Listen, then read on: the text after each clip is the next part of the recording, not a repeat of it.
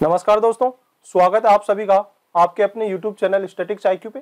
दोस्तों, जैसा कि आप सभी को पता है, आप सभी की 10 जनवरी की जो समस्त शिफ्टों का यहाँ पे पेपर हो चुका है। 10 जनवरी में जो 4 शिफ्ट हुई थी, उन चारों शिफ्टों के यहाँ पे हम जो जीके और हिंदी के क्वेश्चन लेकर आप सभी के मध्य उपस्थित हुए हैं। तो दोस्तों, आज ही आप हमारे चैनल से जुड़े हैं तो चैनल को सब्सक्राइब करके बेल आइकन पर प्रेस कर दीजिएगा, ताकि आपको हर रोज की जो एनालिसिस है शाम को आपको एक प्रॉपर वीडियो के माध्यम से आपको दोस्तों जो समस्त एक दिन की होने वाली शिफ्टों की समस्त क्वेश्चन यहाँ पे आपको मिलने वाले हैं। तो दोस्तों, इसीलिए आपसे छोटा सा निवेदन है, यदि आज ही आप हमारे चैनल से जुड़े हैं तो चैनल को सब्सक्राइब करके बेल आइकन पे प्रेस कर दीजिएगा, ताकि इस प्रकार की तमाम वीडियो आप सभी को मिल सके। तो दोस्तों, यहाँ पे हम बात करने वाले हैं एसएससी जीडी की जो 2023 की वैकेंसी का जो दोस्तों एग्जाम का आगाज हो चुका है, उसमें किस प्रकार से क्वेश्चन पूछे गए हैं। दोस्तों, यहाँ पे जो हम बात करने वाले हैं प्रथम शिफ्ट, द्वितीय शिफ्ट, तृतीय और यहाँ पे जो आज की समस्त शिफ्ट है, उनमें जो किस प्रकार से जीके जीएस से क्वेश्चन पूछे जा रहे हैं और यहाँ पे किस प्रकार से हिंदी से क्वेश्चन पूछे गए, उन समस्त क्वेश्चनों के ऊपर चर्चा करने वाले। तो चलिए बिना समय खराब करते हुए आज के इस सेशन का आगाज करते हैं और चलते हैं पहले क्वेश्चन की तरफ। आज क्वेश्चन पूछा गया है, अगस्त 2022 में उत्तराखंड के ब्रांड एम्बेसडर के रूप में किसे नियुक्त किया गया है। तो दोस्तों, जो उत्तराखंड में ब्रांड एम्बेसडर के तौर पर नियुक्त किया गया है वह भारतीय बल्लेबाज, जी हाँ, भारत की स्टार विकेटकीपर बल्लेबाज ऋषभ पंत को उत्तराखंड राज्य का ब्रांड एम्बेसडर बनाया गया है। और दोस्तों, आप सभी को पता है अभी हाल ही में जो ऋषभ पंत का है एक कार एक्सीडेंट भी हो जाता है, जिसमें इनको दोस्तों काफी चोटें लगी हैं। अब चलिए अगले क्वेश्चन पूछा गया है आज की शिफ्ट में कि 2017-18 विजय हजारे ट्रॉफी का खिताब किस टीम ने जीता है। तो दोस्तों, ये 2017-18 के लिए पूछा गया था यहाँ पे। तो दोस्तों, 2017-18 की बात करते हैं तो फाइनल में जो कर्नाटक ने सौराष्ट्र को 41 रन से हराया था। और दोस्तों, यहाँ पे 2017-18 का पूछा जा चुका है। तो विजय हजारे ट्रॉफी सीजन जो अभी हाल ही में 2022-23 में संपन्न हुई है, उसके दोस्तों फाइनल में सौराष्ट्र ने महाराष्ट्र को 5 विकेट से हरा दिया गया है। तो दोस्तों, आपके आने वाली जो शिफ्ट है उसमें यहाँ से क्वेश्चन छप सकता है कि 2022 के जो फाइनल होता है विजय हजारे ट्रॉफी का, उसकी विजेता टीम रहती है सौराष्ट्र। जी हाँ, सौराष्ट्र विजेता टीम है और यहाँ पे महाराष्ट्र उप विजेता टीम है। तो आपको यह अन्य फैक्ट भी पता होना चाहिए। चलिए आगे बढ़ते हैं और आगे क्वेश्चन पूछा गया है कि 2000 के नोट के पीछे किसका चित्र अंकित होता है। तो दोस्तों, 2000 के नोट से क्वेश्चन पूछा जा चुका है। तो आपकी आने वाली दोस्तों जो और आने वाली शिफ्टों में एग्जाम है, उनमें दोस्तों यहाँ से क्वेश्चन जरूर पूछा जाएगा, चाहे वह 2000 के जो दोस्तों नोटों के ऊपर छपे हुए चित्र से हो या दोस्तों उसके जो किस प्रकार का कलर होता है, उनसे भी यहाँ से क्वेश्चन पुटअप हो सकते हैं। तो चलिए बात करते हैं 2000 के जो भारत जो नोट है उसके ऊपर मंगलयान का चित्र है। जी हाँ, 2000 के नोट के ऊपर मंगलयान का चित्र है। 10 के नोट की बात करते हैं तो इसमें जो कोणार्क का सूर्य मंदिर की तस्वीर है और 20 के नोट की बात करते हैं तो एलोरा की गुफाएं, जी हाँ, एलोरा की गुफाओं का चित्रण किया गया है। 50 रुपए के जो नोट पर दोस्तों हम्पी, जी हाँ, हम्पी मंदिर का चित्र जो अंकित किया गया है। 100 रुपए के नोट पर रानी की वाव, जी हाँ, 100 रुपए के नोट पर रानी की वाव का चित्र अंकित किया गया है। और 200 के नोट, जी हाँ, 200 के नोट के पीछे है जो सांची का स्तूप का है और 500 के नोट के पीछे दिल्ली लाल किले का दोस्तों यहाँ पे चित्र अंकित किया गया है। आपको ये समझते जो चित्र अंकित किए गए ये पता होना चाहिए। आगे आने वाली शिफ्टों में यहाँ से क्वेश्चन जरूर छपने वाला है। चलिए आगे बढ़ते हैं और अगले क्वेश्चन के ऊपर बात करते हैं। राष्ट्रीय आपातकाल के दौरान निम्नलिखित में से कौन सा अनुच्छेद निलंबित नहीं होता है। तो दोस्तों, जब राष्ट्रीय आपातकाल लगाया जाता है, आपातकाल दोस्तों आप सभी को पता है भाग 18 के अंदर जो 300 यहाँ पे 56, 360 और 352, जो 360 और 352 ये तीन यहाँ पे आपातकाल है। तो दोस्तों, इनमें जो राष्ट्रीय आपातकाल होता है उसके दौरान निम्नलिखित में से जो कौन सा है यहाँ पे जो अनुच्छेद निलंबित नहीं किया जा सकता है। तो दोस्तों, बात करते हैं आर्टिकल 20 और आर्टिकल 21 की। तो एक राष्ट्रीय आपातकाल के दौरान जो आर्टिकल 20 होता है जिसमें है अपराधों के लिए सजा के संबंध में संरक्षण, और आर्टिकल 21 है जिसमें जीवन और व्यक्तिगत स्वतंत्रता का संरक्षण है, इनको निलंबित नहीं किया जा सकता है। जी हाँ, जो राष्ट्रीय आपातकाल लगाया जाता है उसमें आर्टिकल बात करते हैं, आर्टिकल 20 और 21 को निलंबित नहीं किया जा सकता है। चलिए स्टूडेंट, बात करते हैं अगले इंपॉर्टेंट क्वेश्चन पर। कलिंग युद्ध के समय मौर्य साम्राज्य का शासक निम्न में से कौन था। तो दोस्तों, यहाँ पे कलिंग युद्ध से क्वेश्चन पूछा गया है कि जो कलिंग युद्ध जो होता है उस समय मौर्य साम्राज्य का शासक कौन था। तो कलिंग का युद्ध होता है जब उसमें सम्राट अशोक रहता है और कलिंग के राजा का नाम रहता है अनंतनाथन। जी हाँ, जो कलिंग के राजा रहते हैं उस समय के अनंतनाथन होते हैं। और कलिंग जो मौर्य साम्राज्य की बात करते हैं तो जो सम्राट अशोक उस समय जो कलिंग का युद्ध होता है 261-62 ईसा पूर्व में, तब वह दोस्तों वहां के सम्राट होते हैं। उस समय मौर्य साम्राज्य का जो शासक था वह सम्राट सम्राट अशोक थे और अशोक ने कलिंग पर विजय प्राप्त की थी। जी हाँ, जो मौर्य साम्राज्य के जो सम्राट थे अशोक, उन्होंने कलिंग के राजा अनंतनाथन को 261-62 के बीच युद्ध होता है, उसका नाम कलिंग युद्ध लड़ा गया। और दोस्तों कहा जाता है कि ये जो कलिंग युद्ध लड़ा गया वह हाथियों की प्राप्ति के लिए लड़ा गया था। तो आपको ये अन्य फैक्ट भी पता होना चाहिए। कलिंग का युद्ध कहाँ होता है? तो दोस्तों उड़ीसा के अंदर होता है, जो वर्तमान स्थिति उड़ीसा है वहां कलिंग का युद्ध होता है। कलिंग के राजा अनंतनाथन थे। और जो यहाँ पे बात करते हैं मौर्य साम्राज्य की, तो मौर्य साम्राज्य के जो सम्राट थे वह सम्राट अशोक थे और इनके मध्य 261-62 ईसा पूर्व में कलिंग का युद्ध लड़ा जाता है, जिसमें दोस्तों जो अशोक ने कलिंग पर विजय प्राप्त की थी। आपको यह अन्य फैक्ट भी पता होना चाहिए। चलिए आगे बढ़ते हैं और आज ही की शिफ्ट में पूछे गए क्वेश्चन की बात करते हैं। करंट अफेयर का पूछा गया है कि सितंबर 2022 में कोच्चि में भारत के पहले स्वदेशी विमान वाहक पोत INS विक्रांत का जलावतरण किसने किया है? तो दोस्तों जो INS विक्रांत है यह भारत का पहला स्वदेशी विमान वाहक पोत है। जी हाँ, INS विक्रांत है जो है पहला स्वदेशी, जी हाँ, पहला स्वदेशी विमान वाहक पोत है, विमान वाहक पोत है। तो आपको यह भी पता होना चाहिए। आगे आने वाली शिफ्टों में यहाँ से क्वेश्चन पूछे जा सकते हैं। और इस INS विक्रांत का जो जलावतरण है वह प्रधानमंत्री श्री नरेंद्र मोदी के द्वारा किया गया है। तो चलिए आगे जो क्वेश्चन पूछा गया उसके ऊपर बात करते हैं। वर्तमान में भारतीय संविधान में कितने अनुच्छेद है? तो दोस्तों वर्तमान समय की बात की जाती है तो वर्तमान समय में दोस्तों अनुच्छेद तो 395 ही है। जी हाँ, अनुच्छेद तो 395 है, अनुसूचियां 12 है और जो भागों की संख्या है वह 25 है। जबकि मूल संविधान की बात करते हैं तो मूल संविधान में 22 भाग थे, 395 अनुच्छेद थे और 8 अनुसूचियां थी। तो दोस्तों अभी भी आर्टिकल तो 395 है, लेकिन इनके जो सब भाग होते हैं दोस्तों, जैसे 19A है, 19(2) है, 19(3) है, इस प्रकार से दोस्तों 400 यहाँ पे कुछ अनुच्छेद हो जाते हैं। इसलिए दोस्तों यहाँ पे जो अनुच्छेद तो 395 है, जब इन सब आर्टिकल्स को भी जोड़ा जाता है जब ये 400 दोस्तों 400 के समथिंग होते हैं। चलिए आगे बढ़ते हैं और अगले क्वेश्चन पर बात करते हैं। जो पूछा गया है काला घोड़ा कला महोत्सव, तो दोस्तों काला घोड़ा कला महोत्सव किस राज्य में मनाया जाता है? तो दोस्तों इसकी बात की जाती है, यह त्योहार है जो हर फरवरी माह के पहले शनिवार को मनाया जाता है। तो फरवरी माह के पहले शनिवार को मनाया जाता है और इस महोत्सव का मूल स्थान मुंबई महाराष्ट्र में मनाया जाता है। तो दोस्तों काला घोड़ा कला महोत्सव है यह महाराष्ट्र के अंदर मनाया जाता है। जी हाँ, महाराष्ट्र के अंदर यह त्योहार मनाया जाता है। चलिएगा आगे बढ़ते हैं और अगले क्वेश्चन के ऊपर बात करते हैं। जो क्वेश्चन पूछा गया है कि भारत में पहली जनगणना कब हुई थी? तो दोस्तों भारत की पहली जनगणना के बारे में बात करते हैं। तो भारत में प्रथम जनगणना 1872 में लॉर्ड मेयो के कार्यकाल में शुरू हुई और नियमित दशकीय जनगणना की बात की जाती है। जी हाँ, जो नियमित दशकीय जनगणना की शुरुआत है वर्ष 1881 में लॉर्ड रिपन के कार्यकाल में होती है। तो दोस्तों आपको समस्त दोनों फैक्ट पता होना चाहिए। और दोस्तों जो 2011 की जनगणना है वह आजादी के बाद भी तो 7वीं है और दोस्तों ओवरऑल 15वीं जनगणना है। तो आपको यह भी पता होना चाहिए, आजादी के बाद की तो 7वीं जनगणना है, जबकि ओवरऑल की बात करते हैं तो 15वीं जनगणना 2011 की जनगणना की गई थी। चलिए अगले क्वेश्चन पर बात करते हैं। जागोई नृत्य किस राज्य का नृत्य स्वरूप है? तो दोस्तों जो जागोई नृत्य है वह मणिपुरी नृत्य का ही एक जो रूप माना जाता है और यह प्रमुख शास्त्रीय जो भारतीय शास्त्रीय नृत्यों में से एक है जो मणिपुरी नृत्य है। इस मणिपुरी नृत्य का ही दोस्तों यह एक नाम है या इसी रूप में कहा जाता है जागोई नृत्य। तो दोस्तों यह भारत का एक क्लासिकल डांस है। तो आपको यह भी पता होना चाहिए। चलिए आगे बढ़ते हैं और क्वेश्चन पूछा गया है पंचवर्षीय योजना से। जी हाँ, 7वीं पंचवर्षीय योजना का मुख्य उद्देश्य क्या था? तो 7वीं पंचवर्षीय योजना का সময়काल के बारे में बात करें तो 1985 से 1990 तक। जी हाँ, जो 7वीं पंचवर्षीय योजना का कार्यकाल होता है वह 1985 से लेकर 1990 तक होता है। और इस योजना के मुख्य उद्देश्य के बारे में बात करें तो सामाजिक न्याय। जी हाँ, सामाजिक न्याय इसका मुख्य उद्देश्य था। इस सामाजिक न्याय के माध्यम से आर्थिक उत्पादकता बढ़ाने, जी हाँ, आर्थिक उत्पादकता बढ़ाने, खाद्यान्न उत्पादन और रोजगार पैदा करने के क्षेत्रों में विकास को स्थापित करना जो 7वीं पंचवर्षीय योजना का मुख्य उद्देश्य था। तो दोस्तों यहाँ पे पंचवर्षीय योजना आ चुकी है। तो आपके आने वाली हर शिफ्ट के अंदर पंचवर्षीय योजना से क्वेश्चन पूछा जाने वाला है। तो दोस्तों पंचवर्षीय योजना को एक बार कवर करके जाइएगा। पहली पंचवर्षीय योजना, दूसरी, तीसरी, चौथी, अंत की जो पंचवर्षीय योजना है, किसमें कृषि पे ज्यादा बल दिया, किसमें उद्योग पे बल दिया, पहली पंचवर्षीय योजना किस मॉडल पर आधारित है, दूसरी किस मॉडल पर आधारित है,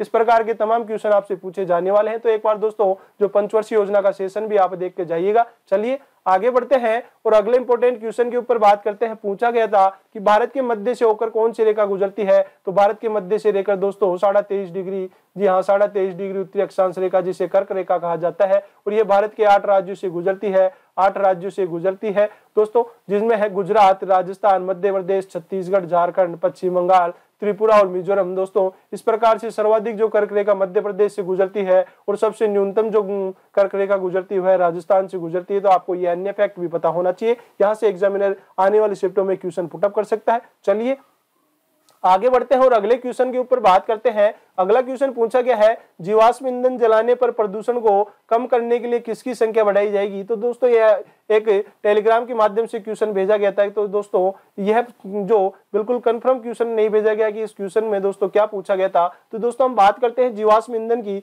तो जीवाश्म ईंधन क्या होता है, तो हाइड्रोकार्बन युक्त सामग्री होती है जो मृत पौधों, जानवरों के अवशेषों से पृथ्वी की पपड़ी में स्वाभाविक रूप से बनती है, जिसे ईंधन के रूप में निकाला या जलाया जाता है, उसे जीवाश्म ईंधन कहा जाता है। और मुख्य जीवाश्म ईंधन कोयला, तेल और प्राकृतिक गैस के माध्यम से निकाला जाता है। तो दोस्तों जीवाश्म ईंधन आपको पता होना चाहिए क्या होता है। चलिए अगले क्वेश्चन पर बात करते हैं। अगला क्वेश्चन पूछा गया है, मोस, मोरकेशिया, प्यूनेरिया, रिक्सिया, ये किसकी उदाहरण है। तो दोस्तों जो ब्रायोफाइटा होता है, जी हाँ ब्रायोफाइटा में दोस्तों जो मोस हो गया, मोरकेशिया हो गया, प्यूनेरिया हो गया, रिक्सिया, ये सभी ब्रायोफाइटा के अन्य एग्जाम्पल है। और बात करते हैं अन्य इनके समूह के बारे में। ब्रायोफाइटा सेवाल, लिवरवोर्ट और हॉर्नवोर्ट के अनौपचारिक समूह के नाम है।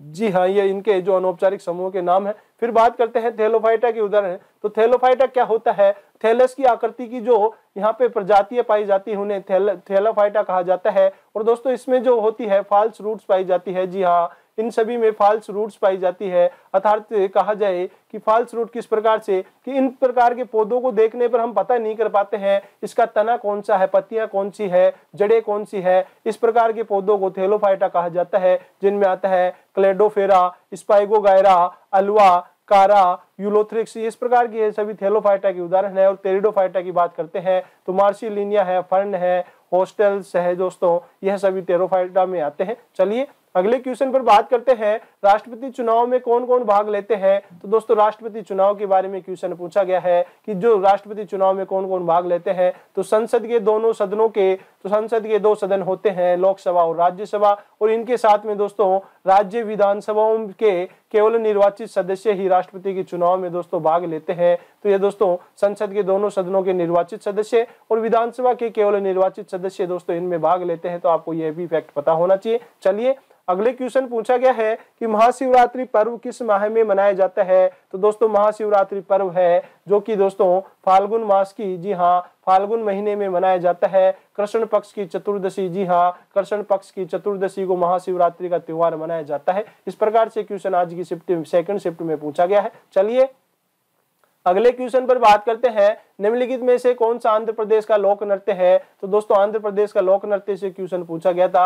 आंध्र प्रदेश के दोस्तों शास्त्रीय नृत्य की बात करते हैं तो शास्त्रीय नृत्य होता है कुचिपुड़ी। जी हाँ भारत में कुल 8 शास्त्रीय नृत्य है। जी हाँ भारत में कुल 8 शास्त्रीय नृत्य हैं, जिनमें भरतनाट्यम है जो कर्नाटक का है, और यहाँ पे कुचिपुड़ी आंध्र प्रदेश का है, कथकली और मोहिनीअट्टम केरल का है, सत्रिय है असम का है, मणिपुरी मणिपुर का है, ओडिसी ओडिशा का है। इस प्रकार से दोस्तों समस्त 8 जो शास्त्रीय नृत्य है, कथक जो कि दोस्तों उत्तरी भारत या कहा जाए उत्तर प्रदेश से संबंधित है। और आंध्र प्रदेश के लोक नृत्यों के बारे में बात करें तो जिनमें आता है गोबी नृत्य, धमाल नृत्य, मथुरी नृत्य, डांडरिया डांस, वीरानाट्यम्य नृत्य, बुट्टा बोमुलू डांस, बत्थगम्मा नृत्य और बोनलू नृत्य समस्त आंध्र प्रदेश के लोक नृत्य हैं। तो चलिए अगले क्वेश्चन पर बात करते हैं। अगला क्वेश्चन पूछा गया है दोस्तों, आपने देखा होगा पहली शिफ्ट में जो क्वेश्चन पूछा गया है वह 2000 के नोट के लिए पूछा जा चुका है, जबकि दोस्तों इस सेकंड शिफ्ट में आपको जो क्वेश्चन पूछा गया है वह 50 रुपए के नोट के आधार के रंग पे दोस्तों क्वेश्चन पूछा गया है। तो दोस्तों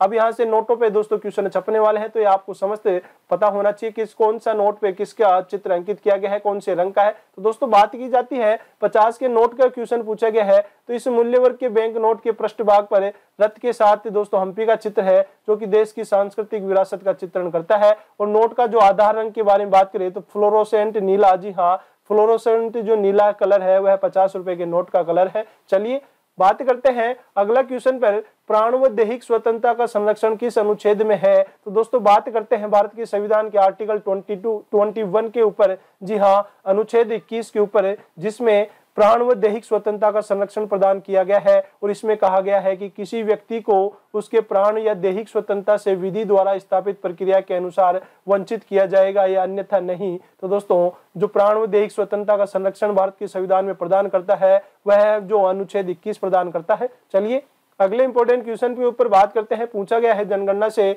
2011 की जनगणना के अनुसार किस राज्य का महिला साक्षरता दर सबसे ज्यादा था? तो दोस्तों ओवरऑल भी बात की जाती है 2011 की जनगणना के अनुसार भारत का सबसे साक्षरता वाला राज्य की बात करें तो केरल आता है। जी हाँ, जो केरल राज्य में साक्षरता दर सबसे अधिक 94% है। जी हाँ, केरल राज्य सर्वाधिक साक्षर राज्य है जिसकी 94% दोस्तों साक्षरता दर है। और केरल में पुरुषों की साक्षरता दर है 96.11% है, जबकि महिला साक्षरता दर है 92.07% है। तो आपको यह भी फैक्ट पता होना चाहिए। चलिए अगले क्वेश्चन पर बात करते हैं। त्रिपुरा में राज्यसभा की एक सीट के लिए सितंबर 2022 को किसे कैंडिडेट बनाया गया है? तो दोस्तों जो यहाँ से पूर्व बीजेपी के सीएम रहते हैं उनको दोस्तों, जिनका नाम है बिप्लब कुमार देव, इन्हें राज्यसभा का जो सांसद बनाया गया है। तो आपको यह भी पता होना चाहिए। चलिए अगले क्वेश्चन पूछा गया है ओलंपिक में। जी हाँ, ओलंपिक की पृष्ठभूमि से क्वेश्चन पूछा गया है, शुरुआत से क्वेश्चन पूछा गया है कि ओलंपिक में भारत की तरफ से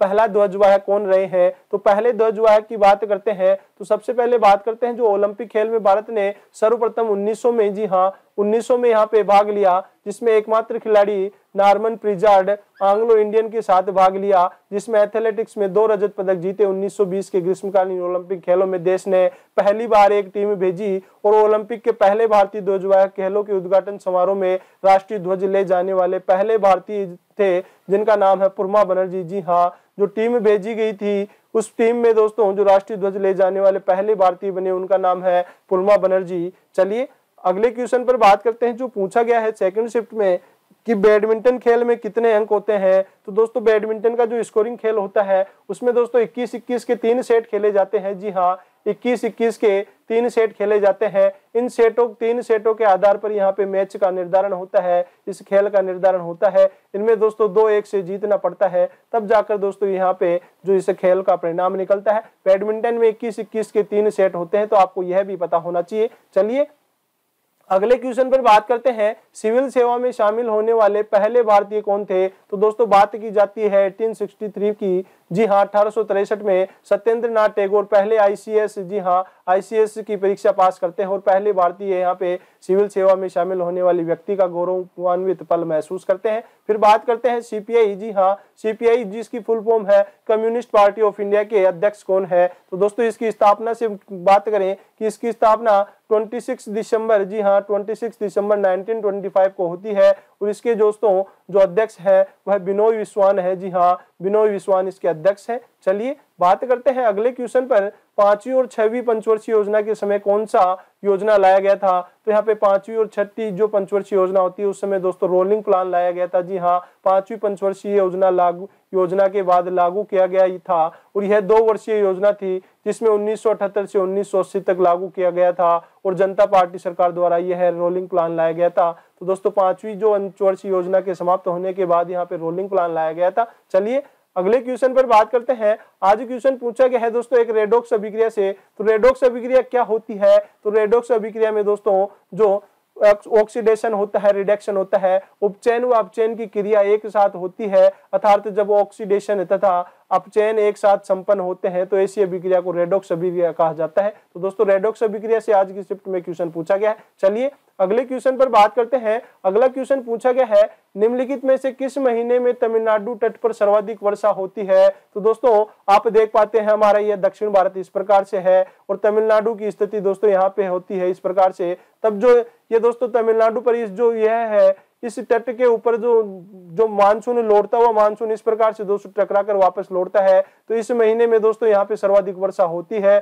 तो दोस्तों यह कौन से मानसून से होती है? तो यह लौटते हुए मानसून से। जी हाँ, लौटते हुए मानसून से यह वर्षा होती है। लौटते हुए मानसून से यह वर्षा होती है। तो लौटता हुआ मानसून कब लौटता है? अक्टूबर से नवंबर माह में दोस्तों मानसून वापस लौटता है। तो अक्टूबर या नवंबर यहाँ पे आपका राइट होना चाहिए था। चलिए अब आगे बढ़ते हैं और अब बात करते हैं हिंदी से किस प्रकार से क्वेश्चन पूछे गए हैं आज की तमाम शिफ्टों में। तो दोस्तों यहाँ पे आपसे सरस्वती का पर्यायवाची पूछा गया है, जो दोस्तों होते हैं भारती, वागेश्वरी, शारदा, वाग्देवी, महाश्वेता, ज्ञानंदा, हंसवाहिनी, वागीश्वरी और वीणापाणी। दोस्तों यह सरस्वती के पर्यायवाची हैं, जो दोस्तों शारदा आपको ऑप्शन में दिया गया था। चलिए अब बात करते हैं कि अतिवृष्टि शब्द का विलोम शब्द क्या होगा। अतिवृष्टि का विलोम शब्द होने वाला है अनावृष्टि। जी हाँ, अतिवृष्टि का अर्थ होता है बहुत अधिक मात्रा में बारिश होना, और अनावृष्टि होती है दोस्तों वर्षा न होना, अनावृष्टि कहा जाता है। तो अतिवृष्टि का विलोम होता है अनावृष्टि। चलिए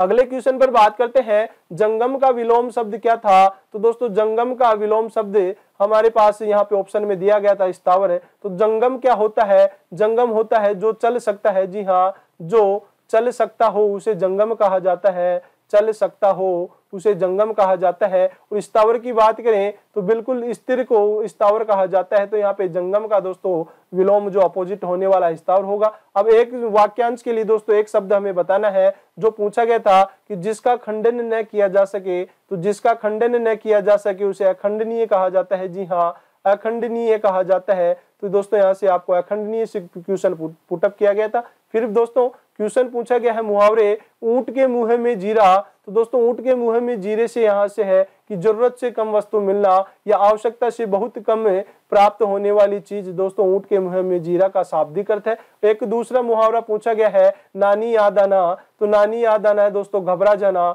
बहुत अधिक घबरा जाना। यहाँ से आपके जो नानी याद आने मुहावरे का शाब्दिक अर्थ होगा। चलिए अब बात करते हैं पर्यायवाची। दोस्तों हिमालय के पर्यायवाची से यहाँ पे क्वेश्चन पूछा गया है, जो है हिमगिरी, हिमाचल, गिरिराज, पर्वतराज। ये हिमालय के समस्त दोस्तों पर्यायवाची है, और नगेश भी दोस्तों हिमालय का पर्यायवाची है। एक शब्द और पूछा गया है दोस्तों, अनंत का विलोम पूछा गया है। तो अनंत का विलोम होता है अंत। जी हाँ, अनंत का विलोम होता है अंत। और जल का विलोम होगा थल। जी हाँ, जल का विलोम होगा थल, निर्जल, अग्नि। ये दोस्तों यह इसके विलोम होने वाले हैं। तो दोस्तों आज हमने बात की कि किस प्रकार से यहाँ पे 10 जनवरी की समझ शिफ्टों में किस प्रकार से क्वेश्चन पूछे गए हैं, चाहे वह जीके जीएस से क्वेश्चन पूछे गए हो या चाहे दोस्तों हिंदी में किस प्रकार से क्वेश्चन पूछे गए हैं। आपको यहाँ से दोस्तों आपके अपने यूट्यूब चैनल स्टैटिक्स IQ के द्वारा 100% रियल क्वेश्चन प्रोवाइड करवाई जाने की पूरी कोशिश की गई है। तो दोस्तों अब समय हो चुका आप सबसे विदा लेने का। मिलते हैं अगले सेशन के साथ। जय हिंद, जय भारत।